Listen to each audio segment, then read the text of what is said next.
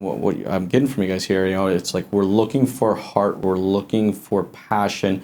We're also looking for someone that we can train and that we can develop. But to your point, the dealership also needs to be able to make that commitment as well. Hello and welcome to another episode of the Strategy with Jason podcast, your mobile podcast covering all things automotive strategy. Today, Jason is jamming with the guys from AutoMax. They'll be chatting and sharing tips around recruiting practices, how the modern salesperson isn't driven exclusively by salary, and the importance of retaining salespeople with heart and drive. And now your host, Jason Harris. Hey guys, what's going on? It's Jason Harris here with Digital Dealership Solutions. Hey, thanks for joining me on another episode of Strategy with Jason. Now you can see today's episode is going to be a little different. I'm hanging out with the AutoMax recruiting team, and I'm super excited to get to know a little bit about these guys and how they do what they do. So I'll start by going around the room. You guys kind of introduce yourselves, kind of how you got into the business and what you guys are doing right now. So Anthony, we'll start with you.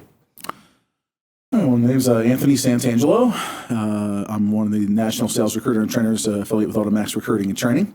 I'm one of the trainers that travel the country to dealerships, do new hire recruiting and experience training and BDC representatives as well. You asked me how I got in the car business. That's the question was, Jason?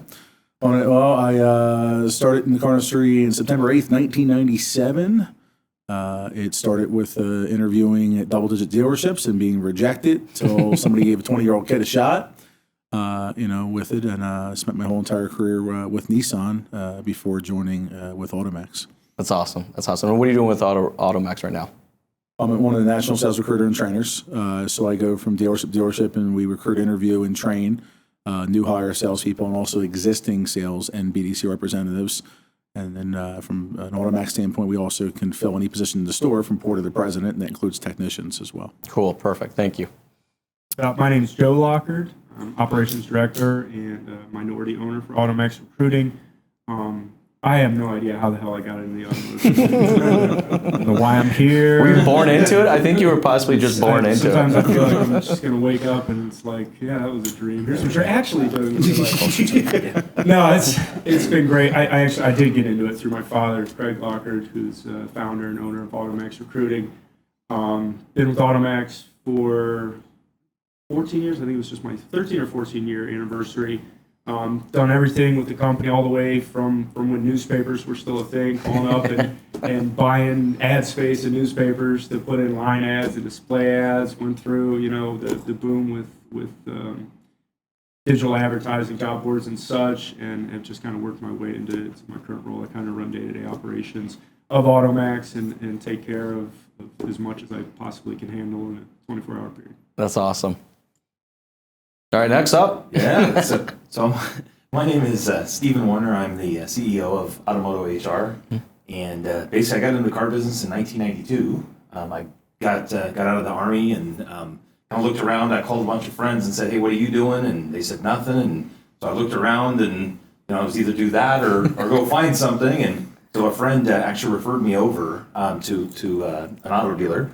And so I walked in, and the GM, I was fresh out of the Army, so the GM was not there. And I was like, what do you mean he's not there? He told me the appointment was at 8 a.m. or whatever it was. And I was shocked. So I'm like, well, what's going on? I'm fresh out of the Army. I'm used to being on time. So they're like, oh, he'll be back in a little while. Go ahead and walk around. So I walked around and walked to a dealership across the street. And that dealership was, I met a salesperson that day. The closer for the store, one of the closers, came out and greeted me and said, hey, what are you doing? I said, I'm interviewing across the street. He said, come on over and talk to me. So that was kind of the start of it, and got in, and there was 40 or 42 guys on the front line of that store. Wow. So yeah, it was a shark stand. Yeah, no kidding. And it was not a kind of one of those ones you walk in, you kind of get your feet under you and kind of figure stuff out. There was basically rules like you were not allowed to sit down unless you were with a client. You couldn't just chill out. You couldn't do anything. You either had to be on the phone or that. There was it was old school, very very very old school. Yeah, sounds like it. So I was at the time the number one Chrysler salesperson and also the number one Hyundai salesperson. So it was actually here in Southern California, and it just kind of, when I got out of the Army, I had no money. So I had $300 to my name, and it's because I didn't pay my insurance for a couple months. So I drove across the country, and that $300 had got me my one shirt, my one ugly tie, and then my slacks and stuff. And I get out there, and these guys all got $1,000 suits, and we're dressed up. So of course I got flack about that, but so basically what happens, I made a whole bunch of money that first month, and then on, and never got out. It just sucked you in, right? Sucked me in. That's what this industry does, right? Yeah, like it just sucks you in, and then once you're in, you can just never really get out of it. You're like, shit, I'm getting old now. I don't know how to do anything else. What do I do from there? So. That's how I got into the car business. That's very cool. And guys, I wanted to get together and get this whole table conversation going, because I think for a lot of dealerships out there, recruiting and finding the right talent is just becoming incredibly more and more difficult, Absolutely. right? There is a whole generation of salespeople that are retiring, and we're having to fill that space. And I don't think necessarily dealerships have a plan for it, but also know exactly what they should and maybe shouldn't be looking for, and what a salesperson kind of is today, because the consumers change, Absolutely. So I guess let's kind of start the conversation off there. We'll go around the table and ask each one of you, but what should a dealership be looking for now, today, in a salesperson? Well, I think the number one thing is you should be looking for reasons to hire versus reasons not to hire. Good point. I think that is where the dynamic, in my opinion, needs to change in 2019. We get so scrutiny, even the generation before me, they would not hire salespeople without their spouse coming and doing an interview with them. Wow. And this is generation before me. This is more your dad, your dad's generation. And this is what ended up happening. It's like, is she on board? We have to interview you both together, 4, 5, 6 interviews, and then maybe, or they said they're not ready, and we're going to reject you. That's how it was back then. Well, now it's different. Look for reasons to hire. And you have to look for reasons in someone's heart, and you have to really be able to read into someone. And a perfect example of that is this. Last month, I interviewed a potential new hire, and they came in, and I looked at the questionnaire, and I saw the person had a record. And I'm interviewing her, and I see the hunger and desire in her eyes, Jason. Yeah. I saw it. Like all my poker reads were going off, and I saw it. So I invited her to potential, new hire recruiting class or recruiting training. And the owner at the store there, who had reached out via Facebook, was the second time I was there. Actually, third time I spoke in one of their sales meetings as well. I sat with him and I said to the owner, I said, I invited someone to the training on Thursday that has a record. But I really feel good about this person. And he looks at me, he goes, Anthony, you're here and AutoMax is here because we trust you and we trust your judgment. And you know what? She got hired. That's awesome. And she was there. And, can I tell you something, Jason? When I first started with AutoMax, I would have passed on her. I absolutely would have. Yeah. So I've seen how I've evolved a little bit, where not everything is black and white. And for me, my whole life, I've always seen things black and white, black and white. I'm starting to see there's some gray there. We have to look past the words, past the appearance, and go into the person's eyes. Is the hunger and desire there? I love it. And that's really, I think, what's missing today in 2019. Hunger and heart. Yeah. 2 H's. I love Exactly that. right. And great point, because I think a lot of dealerships are looking at it, and what they see is just the black and white text that's on that resume. And I don't think they have a process in place that allows them to interview or look for hunger and heart. That's awesome. Thanks, Anthony. I love a couple things you said there. I'm totally stealing. Look for reasons to hire instead of reasons not to hire. That's awesome. And I mean, it's always been challenging. And let's be honest with ourselves, it's nobody's dream job to sell cars. Sure. We just talked about how it sucks you into the industry. It's basically a large collection of misfits that just kind of ended up doing this, and maybe got good at it, and they stuck around, they love it, and it grows on you. So you hit on that, looking for the reasons deep in without just looking at someone's resume or seeing what they've done in the past. From the behind the scenes stuff, you guys are on site. You're at the front lines, and you're seeing the actual real people that come in. For us, it's casting a huge net. We'll talk to job boards and like, well, who's your ideal candidate? Who you're looking for? And I'm like, honestly, everybody. We're looking for everybody. Right, we're Joe. casting a huge net, and we're finding as many people from as many different industries as we can who can come to this industry, use what they have inside them, use their skills that they might not even know they have, and translate that into selling cars. And it does take a unique type of person, and it does take someone like yourself to be there to identify that within themselves, that they can do it when they didn't know that they could do it to begin with. And I don't want to limit the conversation just to salespeople, because obviously we do all kinds of recruiting, and the tech issue is a whole other conversation there. We were talking about it earlier, where dealers think it's hard right now. It's tough right now to grab from a recycled pool of veteran technicians. Wait for the next 5-10 years when that generation really millennials aren't going to trade schools. There's a large shortage, not just for technicians, for anybody doing skilled labor in this country and in Canada as well. And then it's going to be a real problem. And that's when you, again, have to identify someone who's maybe an entry-level tech, somebody who went to a UTI, went to a trade school, or even has just worked on cars, but they have something inside them. There's just a good person. It's just a solid human being that can be trained and molded and has work ethic and has things that are desirable for any employee, not just in the automotive industry. You got to train. You have to identify the right human beings and then train them to be the type of employee that you want them to be long term. And that's a great takeaway, I think, for the dealerships. You got the heart, the hunger, but the ability to train and, like you said, to mold. Right. Because there's no one out there that's going to meet our requirements, or there's far, far fewer people out there that's really meeting these requirements. And the key to that, to piggyback on what Joe was saying, is it's not just the training part, it's instilling confidence in somebody. Because when you meet someone, I mean, that young lady I interviewed, she was 2 months out of prison. Wow. 2 months. 2 months she was. Yeah. Wow. And it's just, you saw, and the hurt was there. And you could also see that not just with someone that has a record, it could be a single mom as well. You could have somebody that's 47 years old, was married 22 years, and her husband left her for a 19-year-old. That stuff. Now, I've trained people like that. You see that young person, just like I was when I was 20 years old. No one would give this kid a shot. Until one dealership did. And I was rejected double-digit times. And you see the hurt in their face because the door keeps being slammed in their face. Sorry, kid, no experience, no job, type of thing. And you have to say, I believe in you. And that's more really what employee retention and what recruiting is about, is showing people that, yes, you can do it. And when you really go deep into that, that's when the production comes. But we look at the production first versus the person, and that's why the process is disconnected. If we flip the script, then things would be much better. Yeah, no, that totally makes sense. Anything you'd like to add to that? Yeah, so basically I think you kind of hit it on, and these guys actually covered pretty much everything I was going to talk about as far as process. Yes. The biggest problem that most businesses have, the unemployment rate is very, very small across all of North America. And so everybody's trying to pull from a smaller pool. But then when you start adding technical ability or maybe adverse jobs, like working, bell to bell as a salesperson, those things start to decrease your pool.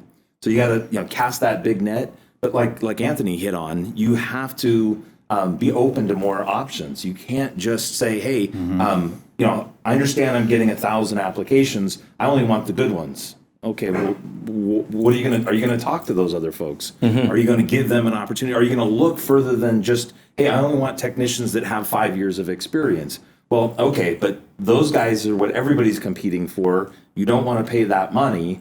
What are you gonna do to compel them to come work for you? So they're not seeing that far in advance, and so they're not planning. They're not mentoring young like folks coming up as a lube tech.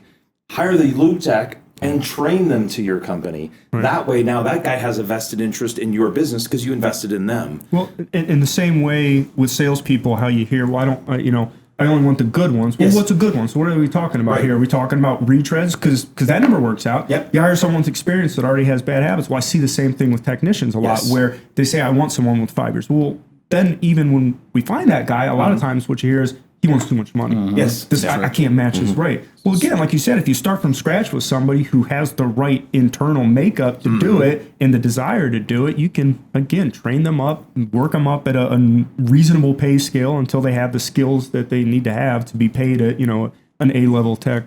And you've just now molded them into your culture, into how you want to do things, what you expect. Yep. So you're not, bringing somebody in that has a habit that's not conducive to your business. Right.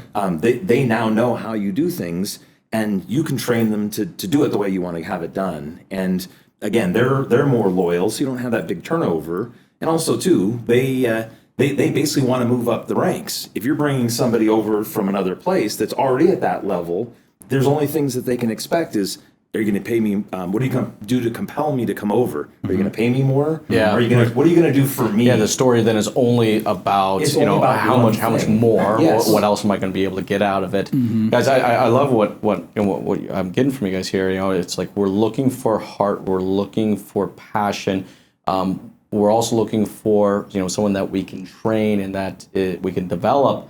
But to your point, the dealership also needs to be able to make that commitment as well. I mean, if dealerships looking at their list of technicians, they're looking at their list of salespeople, and they're going, wow, I mean, just this whole generation, this chunk of people that are staring down the barrel of retirement, they have to be prepared to make that commitment, to be willing to put those processes in place to develop and actually train these people. There's not an abundance of pool like there used to be. There at one point in time there was, and there was so many technicians out there were so many salespeople out there that you literally could just steal people from other locations, and that was it. But that's not what we have.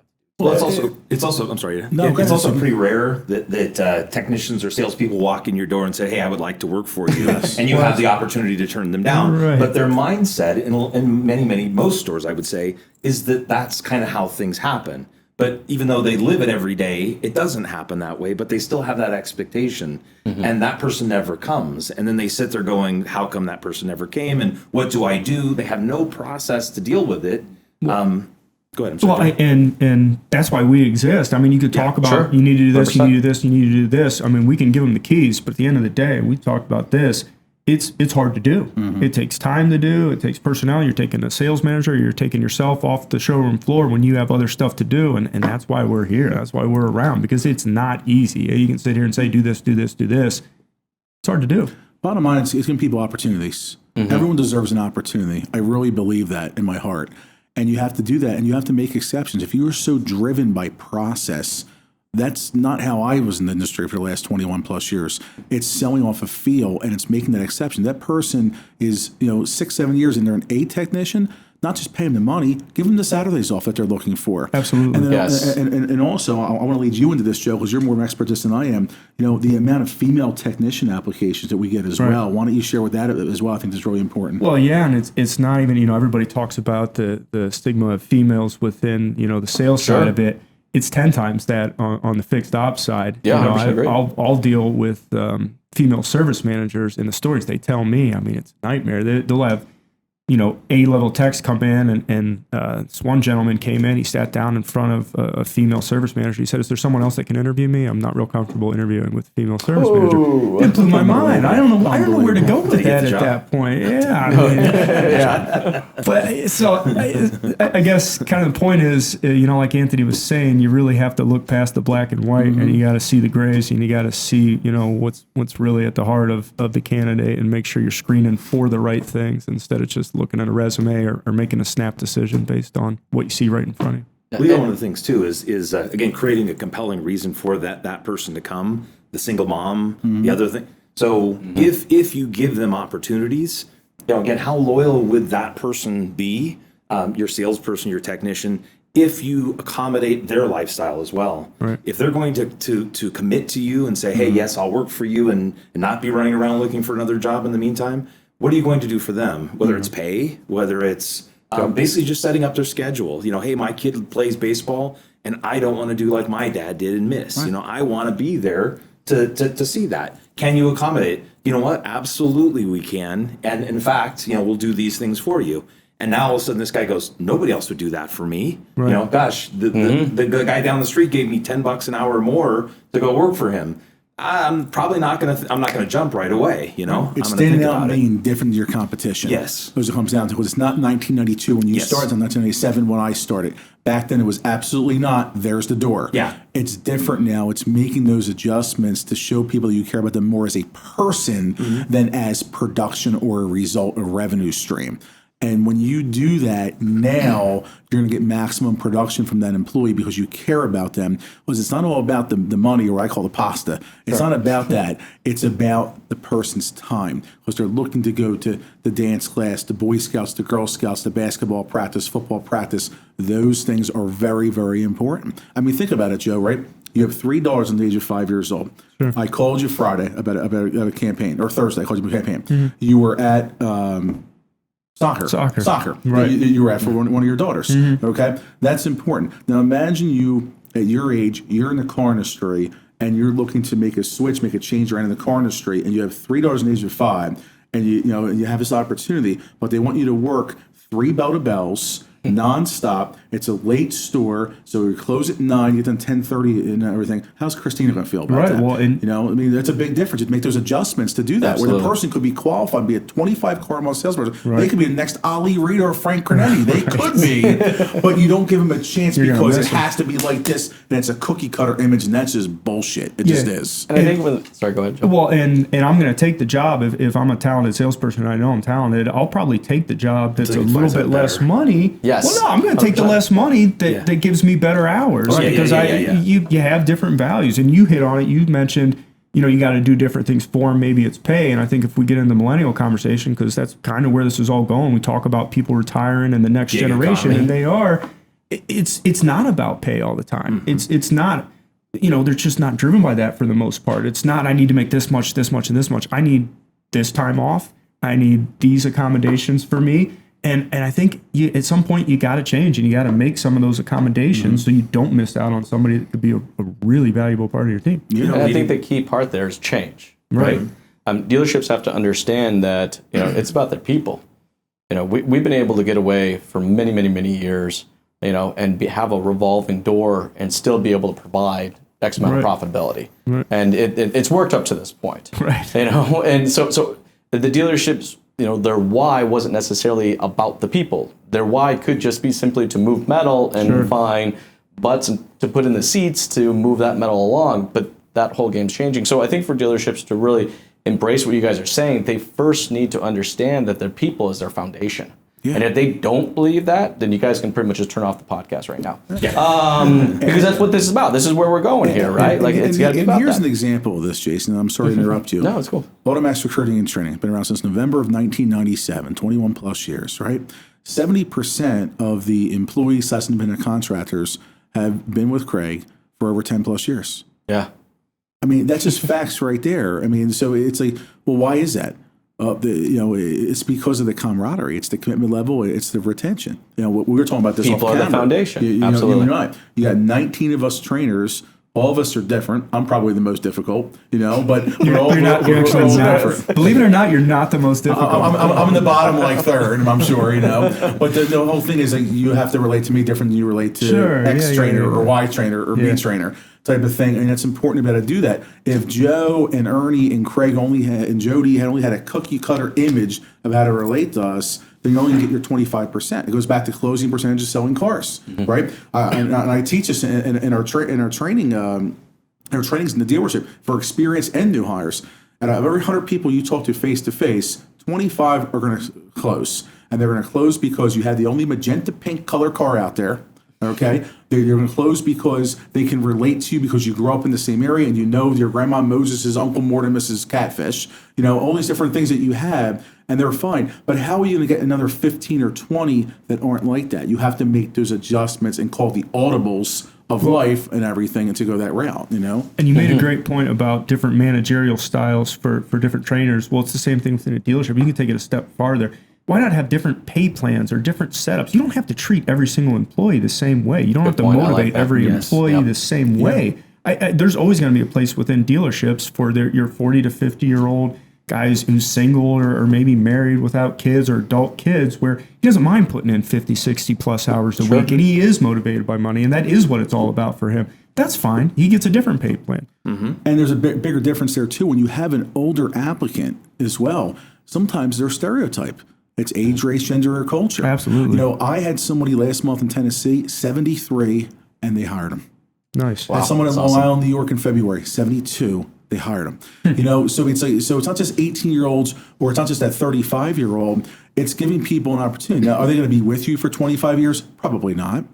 But it's about, are they going to be able to have production there, and are they more plug and play because they respect their life experience? And for me, when I train someone that's older than me, and obviously 70-something years old is older than me, so I want to make sure they know in the interview process, I tell them before they leave, I respect your life experience. I'm looking forward to your participation in recruiting and training when you come Thursday, Friday, whatever it is. And then I use that in training as I bounce around the room and I engage them. Are we doing that as management staff to say, listen, I know this is a new opportunity career, but I respect your other 2-3 careers that you knocked the cover off the ball. Now you want to make a change, bring the lefty in from the bullpen, and we welcome your ideas. And that's how you end up keeping people versus did you hire them dead or kill them after you got them. And then you're talking about changing your entire culture, not just among your staff. I mean, your other employees are going to see that, and they might respect it. Maybe that 73-year-old guy reminds them of their dad, and like, you know what, I really respect the way that they're treating this guy. They didn't have to take a chance on that guy. They didn't have to give him one last career here. He's obviously, like you said, not going to be there for 25 years. Might be there for 5 years. Then you start talking about within your culture or within your area, your geographic area where you're selling cars. We've talked about how the people that are applying those jobs are also your customers. So the way you treat those people that apply to the job, or the way that you treat the people that work for your store, even if they end up not being long-term employees, if you treat them properly, that's going to get heard about within your given city or your town or wherever you may be. Plus, we're not fooling ourselves. How long is the 20-year-old going to be there too?